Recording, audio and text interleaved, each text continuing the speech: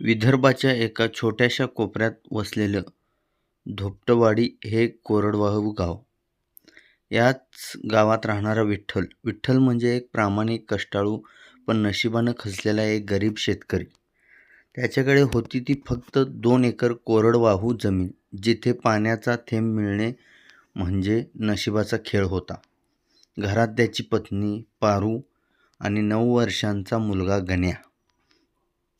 उन्हाळ्याचे दिवस होते. मे महिन्यात कडक ऊन जमिनीला भेगा पडत होत्या. विठ्ठल आपल्या सुकलेल्या शेताच्या बांधावर बसून आभाळाकडे डोळे लावून बसला होता. मागच्या 2 वर्षात पावसाने पाठ फिरवली होती. सावकाराचे कर्ज डोक्यावर वाढले होते. गण्याच्या शाळेची फी भरायची होती, पण घरात अन्नाचा दाणाही शिल्लक नव्हता. विठ्ठला, यंदा तरी पाऊस नीट पडेल का रे? पारूने शेतात भाकरीचा डबा आणत विचारले. डब्यात फक्त चटणी आणि शिळी भाकरी होती. विठ्ठलने एक सुसाट श्वास सोडला आणि म्हणाला, त्या विठ्ठलावर भरोसा ठेवण्याशिवाय आपल्या हातात काय आहे पारू? ही माती आपली आई आहे. ते आपल्याला उपाशी नाही मरू देणार. त्याचवेळी गावातील धनाढ्य सावकार रामराव तेथे आला. काय विठ्ठला, यंदा तरी कर्ज फेडणार की जमीन माझ्या नावावर करणार? रामरावने कुस्तीपणे विचारले. विठ्ठल हात जोडून म्हणाला, सावकार, यंदा पाऊस पडू द्या, तुमचं पै अन पै परत करीन, पण माझी जमीन मागू नका. ती माझ्या बापाची आठवण आहे. रामराव हसत म्हणाला, ठीक आहे, या पावसाळ्यापर्यंत पाहतो, नाहीतर जमीन विसरून जा. जून महिना उजाडला. आकाशात काळे ढग जमा झाले आणि संपूर्ण गावाला सुखावून जाणारा पहिला पाऊस पडला. विठ्ठलाच्या चेहऱ्यावर आनंद ओसंडून वाहत होता. त्याने घरात उरलेले शेवटचे काही पैसे आणि पारूचे राहिलेले चांदीचे जोडवे गहाण ठेवून ज्वारीचे आणि कपाशीचे बी आणले. त्याने आणि पारूने अहोरात्र मेहनत करून शेत नांगरले, पेरणी केली. गण्याही छोट्या हातांनी बापाला मदत करत होता. काही दिवसातच शेतात हिरवेगार कोंब हसू लागले. विठ्ठलाचे शेत पाहून संपूर्ण गाव कौतुक करत होते, पण नियतीच्या मनात काही वेगळेच होते.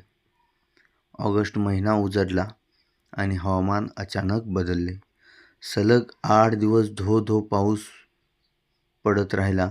अतिवृष्टीमुळे नदीला पूर आला. धोपटवाडी गावातील अनेक शेतात पाणी घुसले. विठ्ठलाचे शेत तर पूर्णपणे पाण्याखाली गेले. नदीच्या प्रवाहाने विठ्ठलाचे हिरवेगार पीक मुळासकट उपटून वाहून नेले. पाऊस थांबला तेव्हा शेतात फक्त चिखल आणि वाळलेली झाडे शिल्लक होती. विठ्ठल शेताच्या बांधावर गुडघ्यावर बसून ढसाढसा रडू लागला. माझं सगळं संपलं. देवा, माझ्या कष्टाचे हेच फळ का? विठ्ठलाचा आक्रोश ऐकून आभाळही हळहळले. पारूने त्याला सावरले. रडू नका, आपण जिवंत आहोत. कष्ट करायची ताकद अजून संपलेली नाही. आता विठ्ठलाकडे बियाणे घ्यायलाही पैसे नव्हते. सावकार रामराव जमिनीचा ताबा घेण्यासाठी कागदपत्रे तयार करत होता. विठ्ठल एका रात्री घराबाहेर हताश होऊन बसला होता. त्याला वाटत होते की जीवन संपवून टाकावे. तेवढ्यात गण्या धावत आला. त्याच्या हातात मोबाईल होता. गण्या शाळेत संगणक आणि इंटरनेट शिकत होता. तो म्हणाला, बाबा बाबा, रडू नका. आमचे सर सांगत होते की आपल्या तालुक्यात कृषी विज्ञान केंद्राचे साहेब आले आहेत. ते सांगत आहेत की कमी पाण्यात आणि कमी खर्चात सेंद्रिय शेती आणि औषधी वनस्पतींची शेती कशी करायची. आपण त्यांच्याकडे जाऊया. विठ्ठलाला आधी विश्वास बसला नाही, पण मुलाच्या आग्रहाखातर तो तालुक्याला गेला. तिथे कृषी अधिकारी विकासराव यांनी विठ्ठलाची व्यथा ऐकली. त्यांनी विठ्ठलाच्या शेतातील मातीची तपासणी केली.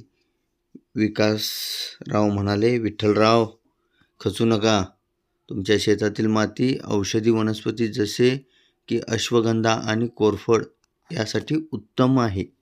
या पिकांना जास्त पाणी लागत नाही आणि पुराचाही फारसा फरक पडत नाही. मी तुम्हाला सरकारी योजनेतून मोफत बियाणे आणि खते देतो. तुम्ही रासायनिक खते वापरणे बंद करा आणि शेणखत वापरा. विठ्ठलाच्या डोळ्यात नवीन आशेचा किरण चमकला. त्याने ठरवले, हरलो तरी चालेल, पण शेवटचा प्रयत्न नक्की करणार. विठ्ठलने नव्या जोमाने काम सुरू केले. त्याने शेतात रासायनिक खतांऐवजी घरच्या गाईचे शेण आणि गोमूत्रापासून बनवलेले जीवामृत वापरायला सुरुवात केली. त्याने अर्ध्या भागात कोरफड आणि अर्ध्या भागात पारंपरिक भाजीपाला लावला. गावातील लोक त्याची चेष्टा करत होते. हा वेडा झालाय, आता शेतात काटेरी झाडे लावतोय. रामराव सावकरही हसत होता, पण विठ्ठलने लोकांच्या बोलण्याकडे दुर्लक्ष केले. तो आणि पारू रोज रात्रीचा दिवस करून शेताची राखण करत होते. काही महिन्यातच कोरफडीचे पीक उत्तम आले. सेंद्रिय पद्धतीने पिकवलेला भाजीपाला एकदम ताजा आणि चवदार होता. गण्याने मोबाईलच्या मदतीने तालुक्याच्या मोठ्या बाजारातील एका आयुर्वेदिक कंपनीच्या मॅनेजरचा नंबर शोधला. मॅनेजर स्वतः विठ्ठलच्या शेतात आला. 100% सेंद्रिय पद्धतीने पिकवलेली कोरफड पाहून तो थक्क झाला. त्याने बाजारभावापेक्षा दुप्पट भावाने विठ्ठलची सगळी कोरफड खरेदी करण्याचे ठरवले आणि जागेवरच विठ्ठलाच्या हातात 50,000 रुपयांचा ॲडव्हान्स दिला. तसेच भाजीपाल्यालाही शहरात मोठी मागणी आली. विठ्ठलाच्या डोळ्यात आनंदाश्रू आले.